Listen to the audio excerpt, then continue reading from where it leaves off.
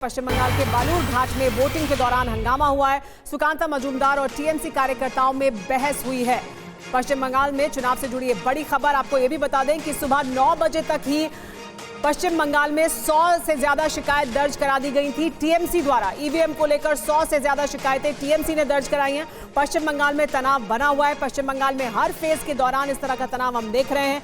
EVM को लेकर 100 से ज्यादा शिकायत दर्ज कराई गई। एक घंटे में लगभग 50 से ज्यादा शिकायतें और फिर अगले घंटे में इससे ज्यादा शिकायतें दर्ज कराई गई। टीएमसी ने ये शिकायतें दर्ज कराई हैं। और देखिए, एक और बड़ी खबर आ रही है वीवीपैट से जुड़ी हुई। वीवीपैट पर सुप्रीम कोर्ट ने फैसला सुरक्षित रख लिया था और अब खबर है कि वीवीपैट मामले में सभी मांग खारिज। ईवीएम वीवीपैट केस में सुप्रीम कोर्ट का फैसला आ गया। इसको लेकर काफी लंबी वहां पर दलीलें रखी गई थी ईवीएम के खिलाफ और ईवीएम के पक्ष में सरकार चुनाव आयोग की तरफ से वहां पर जानकारी दी गई थी। अब है कि बैलेट समेत सभी मांग खारिज कर दी गई हैं। ईवीएम वीवीपैट वेरिफिकेशन मामले में सुप्रीम कोर्ट ने सारी मांगे खारिज कर दी हैं। सुप्रीम कोर्ट ने इस पर फैसला सुरक्षित रखा था, लंबी दलीलें चली थी और सुप्रीम कोर्ट के जज ने यह भी कहा था कि हम केवल संदेह के आधार पर कुछ नहीं कह सकते, हमें यहां पर तथ्य चाहिए होंगे। चुनाव आयोग की तरफ से एक रिप्रेजेंटेटिव गए थे जिन्होंने ईवीएम की प्रोग्रामिंग को लेकर वहां पर चुनाव आयोग का पक्ष रखा था। वीवीपैट की पर्ची मिलान को लेकर भी बात हुई थी। अब जस्टिस संजीव खन्ना ने कहा है कि हम 2 निर्देश दे रहे हैं। ईवीएम वीवीपैट मामले में सारी मांगे खारिज कर दी गई है। ये बड़ी खबर आ रही है। जस्टिस संजीव खन्ना ने कहा कि हम 2 निर्देश दे रहे हैं। अब वो क्या 2 निर्देश हैं, बस थोड़ी देर में हम आपको बताएंगे, लेकिन ये बड़ी खबर है जी। जो जानकारी दी गई है वो ये कि सिंबल लोडिंग यूनिट सील की जाएं, कंट्रोल यूनिट और वीवीपैट पूरी तरह से चेक की जाएं। ये 2 निर्देश दिए गए हैं। जो 2 निर्देश दिए गए हैं वो ये कि सिंबल लोडिंग यूनिट को सील किया जाए, यानी जहां से सिंबल लोड किए जाते हैं वीवीपैट मशीन में उसे सील किया जाए। कंट्रोल यूनिट और वीवीपैट को पूरी तरह से चेक किया जाए, ये भी कहा गया है। तो 2 निर्देश जारी किए गए हैं, लेकिन वो तमाम मांगे जो की जा रही थी उन सभी मांगों को खारिज किया है। बैलेट समेत सभी मांग पूरी तरह से खारिज कर दी गई हैं।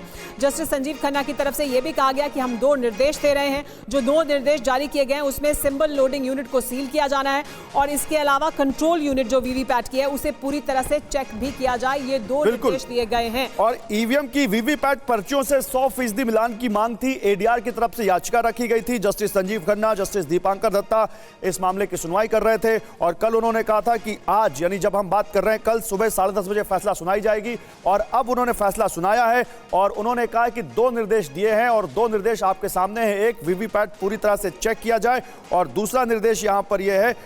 पीयूष पांडे हमारे साथ जुड़ चुके हैं। पीयूष, 2 निर्देश दिए गए सुप्रीम कोर्ट की तरफ से, बताइए और क्या कहा सुप्रीम कोर्ट ने इस मामले में? बिल्कुल, देखिए, जस्टिस संजीव खन्ना ने बैठते ही ये स्पष्ट किया कि 2 फैसले दिए जाएंगे। पहला फैसला जस्टिस संजीव खन्ना की ओर से दिया गया है और उसमें सीधे तौर पर यह कहा गया है कि बैलेट समेत सभी जो मांग की गई थी याचिकाकर्ताओं की ओर से वो अभी इम्प्लीमेंट नहीं की जा सकती है और ऐसी स्थिति में हम उसे खारिज करते हैं। साथ ही उन्होंने इस मामले में 2 निर्देश अभी जारी किए हैं। वो पहला निर्देश ये है कि सिंबल लोडिंग यूनिट को पूरी तरह से सील किया जाए और उसे 45 डेज के लिए पूरी तरह से सुरक्षित रखा जाए, उसमें कोई भी लापरवाही नहीं होनी चाहिए। जबकि दूसरा निर्देश कंट्रोल यूनिट और वीवीपैट को लेकर के है कि उसको पूरी तरह से चेक किया जाए। जो मिलान किया जाता है उसमें जितनी भी सावधानी बरती जा सकती है वो सावधानी बरती जाए। नहीं, लेकिन पीयूष, एक जानकारी ये दीजिए, अभी जो ये निर्देश आए हैं ईवीएम को लेकर, हम तब बात कर रहे हैं जब देश में लोकसभा चुनाव हो रहा है और दूसरे चरण का मतदान जारी है, तो ये कब से लागू होंगे निर्देश सुप्रीम कोर्ट के? देखिए, बिल्कुल अभी फैसले की प्रति पढ़ी जा रही है। अभी जस्टिस संजीव खन्ना की ओर से फैसला दिया जा रहा है, जबकि इसके बाद जस्टिस दीपांकर दत्ता की ओर से फैसला दिया जाएगा। तो अभी फैसले की सुनाने की प्रक्रिया जारी है, इसलिए आप थोड़ा समय और दें, तब मैं ये स्पष्ट कर पाऊंगा कि ये जो फैसला है वो कब से लागू किया जाएगा। ये संभावना बनती है कि लोकसभा चुनाव के बाद ही ये फैसले को लागू करने का निर्देश सुप्रीम कोर्ट की ओर से दिया जाए। और इस मामले में जो अभी तक का निर्देश है कि याचिकाकर्ता एडीआर की ओर से जो मांग की गई थी कि बैलेट से चुनाव कराया जा सकता है और उसके अलावा अन्य 2 विकल्प भी दिए गए थे, तो वो विकल्प और बैलेट से पीयूष, आप कराने की नजर मांग- बनाए रखें अभी, क्योंकि फैसला पढ़ा जा रहा है। जस्टिस संजीव खन्ना ने अपना पक्ष रखा है सामने, जस्टिस दीपांकर दत्ता भी इस पर क्या फैसला सुनाते हैं वो भी सामने आएगा। लेकिन अभी जो जस्टिस संजीव खन्ना द्वारा कहा गया है उसमें उन्होंने सभी मांगे खारिज की हैं, लेकिन 2 निर्देश जारी किए हैं।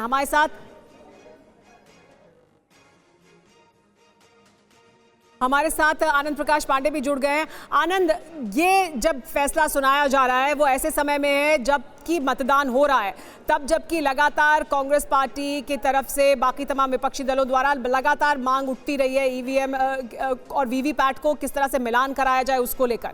तो ऐसे में बहुत अहमियत रखता है ये फैसला जब अभी आ रहा है फैसला। बिल्कुल, अगर पिछली सुनवाई की ही बात करें तो कोर्ट की तरफ से ये कहा गया था कि चूंकि चुनाव को सुप्रीम कोर्ट नियंत्रित नहीं कर सकता, साथ ही साथ चूंकि चुनाव आयोग एक संवैधानिक संस्था है तो उसको भी सुप्रीम कोर्ट के द्वारा नियंत्रित नहीं किया जा सकता और नहीं करने की कोई संभावना है, नहीं कोई उससे विचार किया जा रहा है। तो जाहिर सी बात है, चुनाव कैसे कराना है और उसको किस तरह से उसको इम्प्लीमेंट करना है, ये चुनाव आयोग का काम है, जो एक संवैधानिक संस्था है। इस बात को सुप्रीम कोर्ट ने भी माना और 2 मांगे की गई थी। एक मांग की गई थी कि जो बैलेट पेपर का इस्तेमाल किया जाए और दूसरी जो और आनंद मैं आपको माफ कीजिएगा, रोक रही हूँ, वापस आपके पास आएंगे क्योंकि ये 2 बड़ी खबर है, ये बता दें और इसी पर फिर आपका रिएक्शन लेंगे। जो आप बता भी रहे हैं कि अब ईवीएम से ही चुनाव होगा, बैलेट पेपर से चुनाव कराने की मांग की गई थी, उसे खारिज कर दिया गया है। तो जो मांगे सामने रखी गई थी उन्हें खारिज किया गया है, यानी ईवीएम से ही चुनाव होगा ये कहा गया है। अभी तक जो फैसला पढ़ा जा रहा है उसके मुताबिक ईवीएम से ही मतदान होगा, बैलेट पेपर की मांग को खारिज किया गया है। ये अपने आप में बड़ा पक्ष है। आनंद, बिल्कुल जाहिर तौर पर चूंकि भारत इतना बड़ा देश है, करोड़ों यहाँ पे मतदाता है, अगर आप सिर्फ बैलेट पेपर से चुनाव कराते हैं तो आज की तारीख में ये फिजिबल नहीं है और दुनिया जो है आगे बढ़ रही है और बैलेट पेपर पर चुनाव कराना यानी कि आपको पीछे जाना होगा, जो स्वीकार नहीं किया जाता, जो कि एक्सेप्टेबल भी नहीं है। तो यही वजह है कि जो बैलेट पेपर से चुनाव कराने की जो मांग की गई सुप्रीम कोर्ट से, सुप्रीम कोर्ट ने उसको खारिज कर दिया। और यही बात जो ईवीएम पे जो वोट डाले जाते हैं और जो उनकी वीवीपैट जो पर्चियां निकलती है उनके 100% मिलान की, तो उसको भी फिलहाल खारिज कर दिया गया है। अगर कहीं पे आपत्ति होती है। ठीक है आनंद, आप बड़ी बात कर रहे हैं। पीयूष हमारे साथ जुड़ चुके हैं, हमारे साथ पंकज भी है, हमारे साथ कुमार विक्रांत भी हैं, उनसे भी बात करेंगे। लेकिन पीयूष, मुझे ये बताइए, क्योंकि अभी तक जो था वो था कि 5 मतदान केंद्र होते थे प्रत्येक विधानसभा क्षेत्र में जिसमें ईवीएम और वीवीपैट का मिलान होता था, तो वही यथास्थिति जारी रहेगी? केवल सिंबल लोडिंग जो यूनिट है उसका मिलान और वीवीपैट की जो कंट्रोल यूनिट है या जो उसको सील, यही कहा है कोर्ट ने?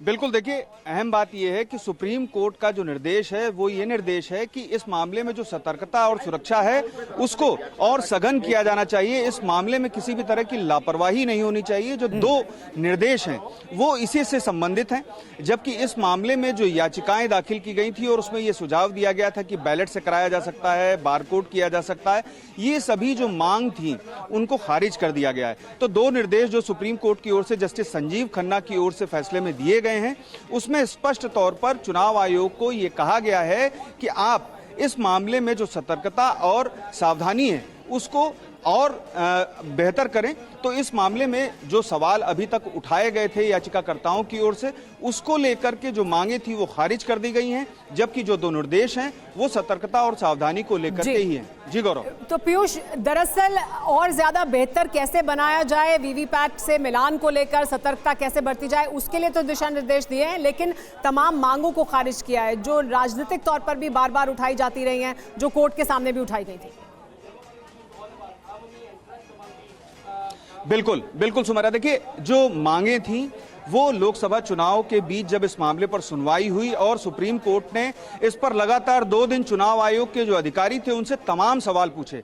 200 से ज्यादा सवाल जस्टिस संजीव खन्ना और जस्टिस दीपांकर दत्ता की बेंच की ओर से पूछे गए और उसके बाद इस मामले में फिर से एक बार फैसला सुरक्षित रखने के बाद फिर से एक बार जो उनके क्वेश्चंस थे उसके लिए एक बार फिर से बेंच बैठी और दोबारा से बुधवार को इस पर फैसला सुरक्षित किया गया। इसके बाद जब आज सुप्रीम कोर्ट ने फैसला दिया उसमें पीयूष एक जानकारी आप बोलते रहिए, उसमें दे दीजिए। ये सारे जो फैसला है, क्योंकि एक याचिका नहीं थी, कई सारी याचिकाएं थी, उन सभी को क्लब करके ये फैसला आया है या केवल एडीआर पर आया? देखिए सभी याचिकाएं और आवेदन जो इस मामले में दाखिल किए गए थे वो सभी याचिकाओं में जो मांग की गई थी वो सभी खारिज कर दिए गए हैं इस मामले में जस्टिस संजीव खन्ना के फैसले में। और जस्टिस दीपांकर दत्ता अभी अपना फैसला पढ़ रहे हैं। ये संभावना बनती है कि उनका फैसला इससे इतर हो या फिर उसमें कुछ अलग सुझाव दिए जाएं। जी हाँ, लेकिन हमारे साथ हमारे तमाम जो पत्रकार हैं वो जुड़े हुए हैं, हमारे तमाम जो मेहमान हैं वो जुड़े हुए हैं, रिपोर्टर्स जुड़े हुए हैं। पंकज झा हमारे साथ मौजूद हैं, विक्रांत हमारे साथ मौजूद हैं, अमोद राय हमारे साथ मौजूद हैं।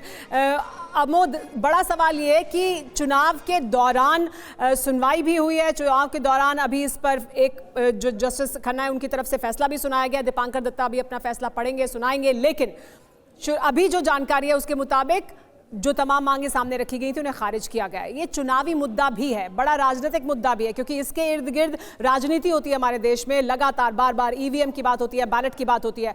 अब उस मांग को खारिज किया गया, इसका क्या असर आप देखते हैं?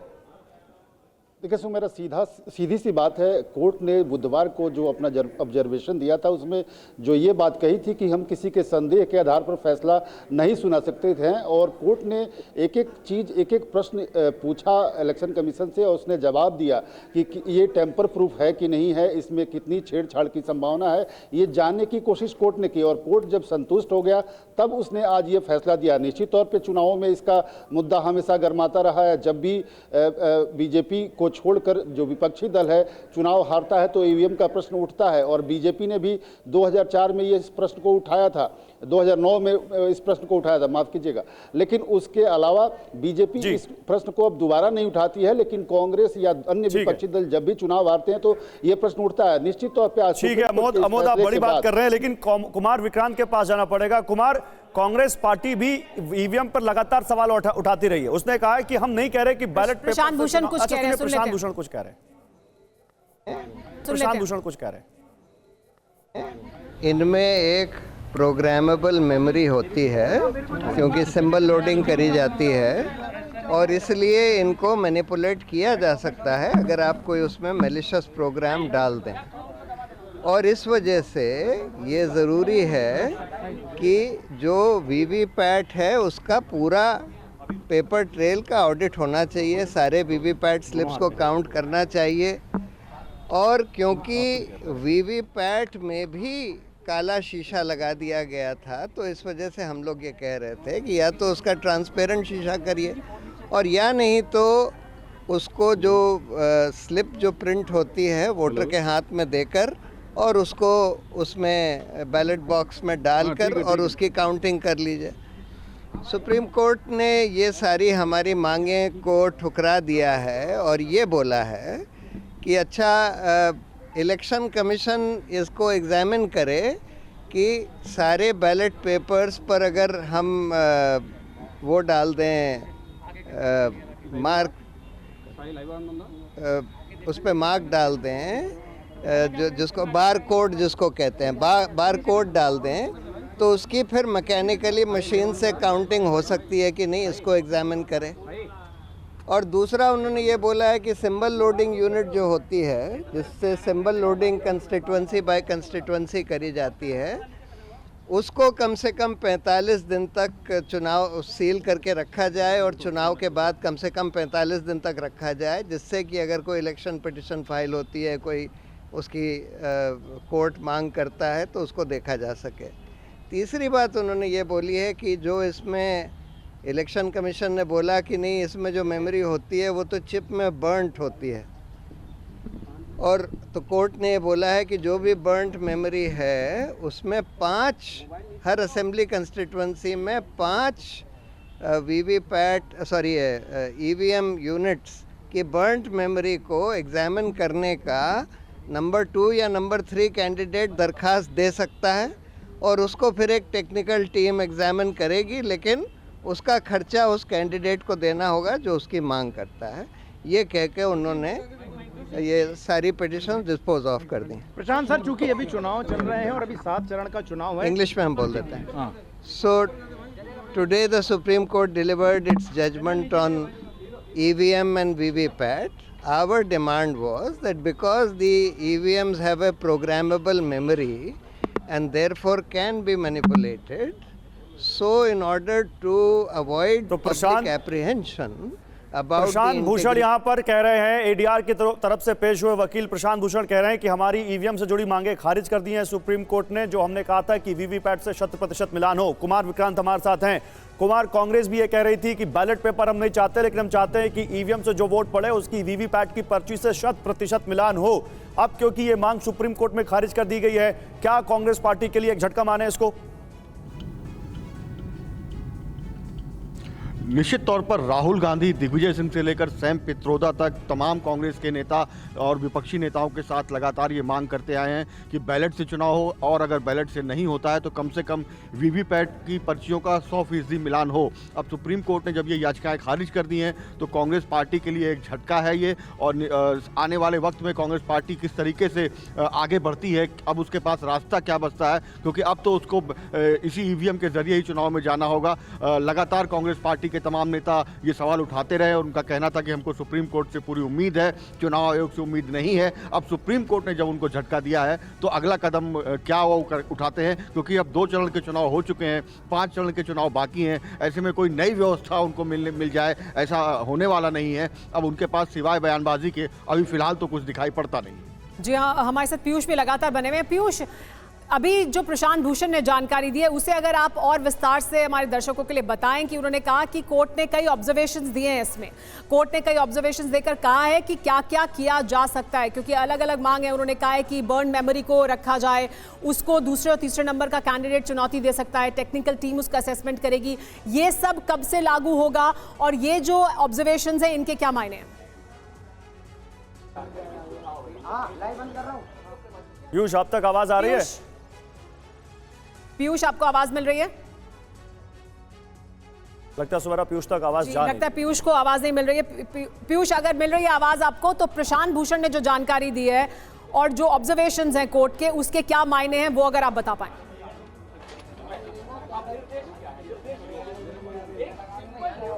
जी सुमेरा, देखिए इसमें 2 अहम बातें ये कही गई हैं कि 7 दिनों तक जो गड़बड़ी है उसकी जांच की मांग की अगर की जाती है प्रत्याशी की ओर से तो उसको जांचा जाएगा। और दूसरी बात यह है कि कंट्रोल यूनिट की सुरक्षा और वीवीपैट की सुरक्षा उसको लेकर के सुप्रीम कोर्ट ने निर्देश दिए हैं। लेकिन जस्टिस दीपांकर दत्ता ने ये स्पष्ट कर दिया है कि किसी भी व्यवस्था पर किसी भी संदेह के आधार पर अविश्वास नहीं जताया जा सकता है, और उन्होंने समान ही फैसला दिया है जो जस्टिस संजीव खन्ना का है। ऐसी स्थिति में सुप्रीम कोर्ट की 2 सदस्यीय बेंच ने इस मामले में जो याचिकाएं थी वो सभी याचिकाएं खारिज कर दी हैं और वीवीपैट और ईवीएम से 100% मिलान की जो मांग थी उसको खारिज कर दिया है। साथ ही में जो याचिकाकर्ताओं की ओर से ये कहा गया था कि अगर ये मिलान नहीं कराया जा सकता तो ऐसी स्थिति में बैलेट से या फिर अन्य तरीकों को अपनाया जाए। 3 सुझाव दिए गए थे, उन तीनों सुझावों को भी सुप्रीम कोर्ट ने पूरी तरह से खारिज कर दिया है और सिर्फ 2 निर्देश दिए हैं। उसमें पहला निर्देश सुरक्षा और सतर्कता को लेकर के है। दूसरा निर्देश जो है वो ये है कि आप प्रत्याशियों की अगर कोई मांग होती है कि इसमें गड़बड़ी उन्हें लग रही है या उनकी आशंका है तो ऐसी स्थिति में 7 दिनों के भीतर वो जांच कराई जाएगी चुनाव आयोग की ओर से, और उसमें फिर स्पष्टता दी जाएगी कि आखिर मसला क्या था। दूसरी ओर जस्टिस दीपांकर दत्ता ने पीयूष इस मामले में प्रशांत भूषण ने यह भी कहा कि समान ही फैसला दिया। जी, चुनाव आयोग बारकोड से क्या मिलान किया जा सकता है, क्या बारकोड हो सकता है, इसके बारे में जांच करें और बताएं। तो क्या इसके बारे में आगे चुनाव आयोग को और अपने ऑब्जर्वेशंस दे रहे होंगे?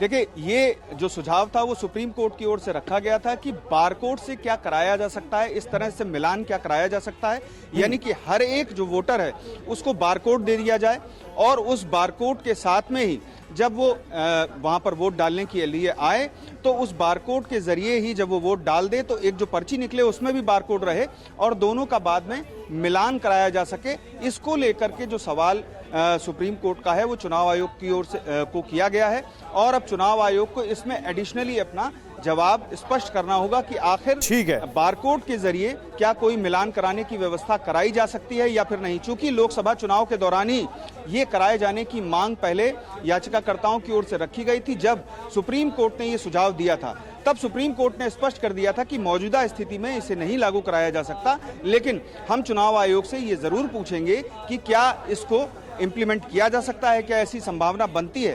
हालांकि उस समय चुनाव आयोग ने इस पर कोई स्पष्ट जवाब नहीं दिया था, लेकिन अब चूंकि सुप्रीम कोर्ट ने अपने फैसले में स्पष्ट तौर पर चुनाव आयोग से इस मामले में जवाब तलब कर लिया है, तो ऐसी स्थिति में चुनाव आयोग इस पर सुप्रीम कोर्ट को अपना जवाब देगा। जी सुमेरा। ठीक है पीयूष, देखिए तो पंकज मैं अब आपके पास आऊंगा। पीयूष तो टेक्निकल बातें बता रहे हैं और बहुत अच्छे तरीके से बता रहे हैं कि सुप्रीम कोर्ट में आज ईवीएम को लेकर क्या हुआ, लेकिन मैं बात नैरेटिव की करूंगा। कांग्रेस पार्टी ने नैरेटिव बनाने की कोशिश की कि ईवीएम में गड़बड़ी की जा सकती है, ईवीएम को हैक किया जा सकता है या ईवीएम से जो चुनाव के नतीजे हैं उनमें बदलाव किए जा सकते हैं। क्या कांग्रेस बीच चुनाव उस नैरेटिव को या उस मांग को एक झटका लगा है आज कांग्रेस पार्टी को सुप्रीम कोर्ट से, और एक नैरेटिव ईवीएम को लेकर जो बनाने की कोशिश थी या जो मांग थी वो नैरेटिव एक बार फिर से उनका टूटा है और कांग्रेस पार्टी के लिए बीच चुनाव एक बुरी खबर है? सिर्फ कांग्रेस ही नहीं गौरव, बीएसपी और समाजवादी पार्टी ये दोनों बड़ी ताकतें हैं यूपी में। अगर पॉलिटिकल प्लेयर की हम बात करें, मुझे याद है 2019 के जब चुनाव खत्म होने के बाद देर शाम मायावती ने प्रेस कॉन्फ्रेंस करके हार की जिम्मेदारी यानी ठीकरा जो है ईवीएम पे फोड़ दिया था, और तब जबकि सपा और बसपा का गठबंधन था तब भी उन्हें 10 सीटें मिली थी। यहाँ भी अगर हम देखें अखिलेश यादव और मायावती लगातार ये कहते रहे हैं कि ईवीएम टेम्पर होता है, ईवीएम को मैनेज किया जाता है, उस वजह से बीजेपी की जीत होती है। तो सिर्फ कांग्रेस ही नहीं, अगर हम देखें इस बीच लोकसभा चुनाव में जो बहुत बड़ी मांग थी, बहुत बड़ा पॉलिटिकल नैरेटिव इन विपक्षी नेताओं ने बना रखा था, विपक्षी पार्टियों ने बना रखा था कि बीजेपी ईवीएम की वजह से जीत जाती है, उसको एक बड़ा झटका लगा है। अमोद भी हमारे साथ लगातार बने हुए हैं। अमोद, बीजेपी क्योंकि लगातार ये कहती रही है कि कांग्रेस पार्टी या विपक्ष की पार्टियां इस मुद्दे को सिर्फ तभी उठाते हैं जब वो चुनाव हार जाते हैं, जब वो जीतते हैं तब वो इस मुद्दे को नहीं उठाते हैं, तो क्या एक बार फिर इसी के इर्द गिर्द हम बयानबाजी सुनेंगे कि देखिए यही फिर मुद्दा उठाएंगे? और अब देखिए कोर्ट की तरफ से भी फैसला आ चुका है उनके खिलाफ जो मांग कर रहे थे। निश्चित तौर पर देखिए सुमेरा, अभी थोड़ी देर में प्रेस कॉन्फ्रेंस करेंगे केशव प्रसाद मौर्य जो उत्तर प्रदेश के डिप्टी सीएम हैं, तो उनसे ये सवाल पूछा जाएगा। लेकिन बीजेपी लगातार ये कहती रही है कि जब ये चुनाव जीतते हैं, जब विपक्षी दल चुनाव जीतता है तब ईवीएम पे सवाल नहीं खड़े किए जाते हैं, लेकिन जैसे ही चुनाव हारते हैं तो ईवीएम पे सवाल खड़ा क्यों किया जाता है, ये नैरेटिव बनाने की कोशिश क्यों की जाती है। हाल के दिनों में अगर बात करें तो हिमाचल में, कर्नाटक में या तेलंगाना में सब जगह कांग्रेस जीती है और वहाँ तब कोई ईवीएम पे प्रश्न नहीं उठाया जाता है, तब कोई वीवीपैट मिलान की बात नहीं की जाती है। लेकिन उसके अलावा अगर चुनाव जब भी हारते हैं तब ये प्रश्न उठाया जाता है। तो बीजेपी हमेशा इस बात को काउंटर करती रही। हालांकि बीजेपी ने 2009 में लाल कृष्ण आडवाणी तब प्रधानमंत्री उम्मीदवार थे, उसने भी ये बात उठाई थी। तो कहीं ना कहीं नेताओं की जो खींच है और एक परसेप्शन है, जब हारते हैं तो उनको कुछ जब सूझता नहीं है तो ऐसा लगता है कि ईवीएम पर ठीकरा फोड़ने की कोशिश की जाती है, जैसा कि पंकज बता रहे थे मायावती ने 2019 में किया था। जयशंकर गुप्ता हमारे साथ है, सीनियर जर्नलिस्ट, और पुष्पेश पंत जी हमारे साथ पॉलिटिकल एनालिस्ट। जयशंकर जी, बीच चुनाव में विपक्षी पार्टियों की मांग को इस तरह से सुप्रीम कोर्ट से झटका मिलना और ईवीएम वीवीपैट की जो मांग है खारिज हो जाना 7% मिलान की, कैसे देखते हैं आप इसको जयशंकर जी? नहीं, ये तो पहले से ही तय लग रहा था कि इसी तरह का कोई फैसला आएगा, क्योंकि जब चुनाव की प्रक्रिया शुरू हो गई हो और एक चरण का मतदान संपन्न हो चुका हो, दूसरे चरण का मतदान हो रहा हो, तो ऐसे समय में तो कैसे कोई कर सकता है कि ईवीएम को रद्द करके फिर बैलेट बॉक्स से चुनाव, बैलेट पेपर से चुनाव कराया जाए। ये थोड़ा अजीबोगरीब लग रहा था, लेकिन ये तय था कि इसी तरह का कोई फैसला आएगा। दूसरी बात यह है कि आप ये भी समझ लीजिए कि जो वर्तमान जो 17वीं लोकसभा है उसका कार्यकाल मेरे ख्याल से 16 जून तक है, तो उसके पहले ही नई लोकसभा का गठन होना जरूरी है। अगर वीवीपैट से सभी पत्रों का, ईवीएम मशीनों का मिलान किया जाएगा तो उसमें चुनाव आयोग ने बताया था कि कम से कम 12 या 18 दिन लग जाएंगे अलग से।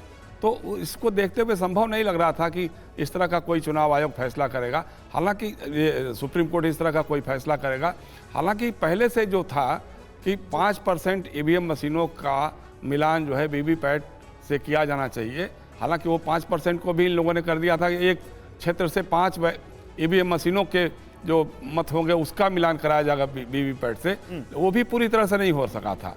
हो सकता है कि सुप्रीम कोर्ट के इस फैसले के बाद शायद चुनाव आयोग पे थोड़ा और दबाव बढ़े और थोड़ी पारदर्शिता लाने की कोशिश की जाए।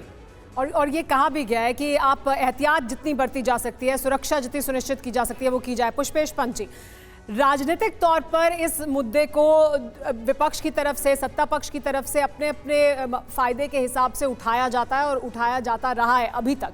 क्या इसके बाद हम कोई बदलाव देखेंगे या राजनीतिक तौर पर अभी भी इस मुद्दे को उसी तरह से उठाया जाएगा? नहीं, देखिए, मैं सबसे पहले तो मैं स्पष्ट कर दूं कि मैं जयशंकर जी से पूरी तरह सहमत हूं।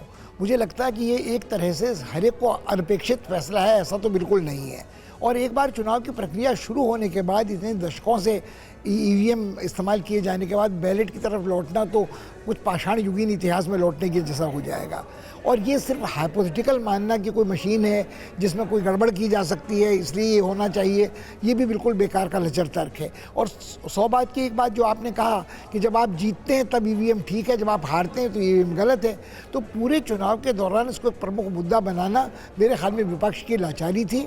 और इसको विपक्ष के लिए कोई बहुत बड़ा झटका कहना भी शायद नाजायज़ होगा कि उनके मुद्दे भी अलग हैं। वो ध्रुवीकरणों को लेके हो सकते हैं, वो आम आदमी के रोज़गार को लेके हो सकते हैं, वो शिक्षा और चिकित्सा के हो सकते हैं, मगर मुझे लगता नहीं कि ये मुद्दा कोई ऐसा महत्वपूर्ण मुद्दा है।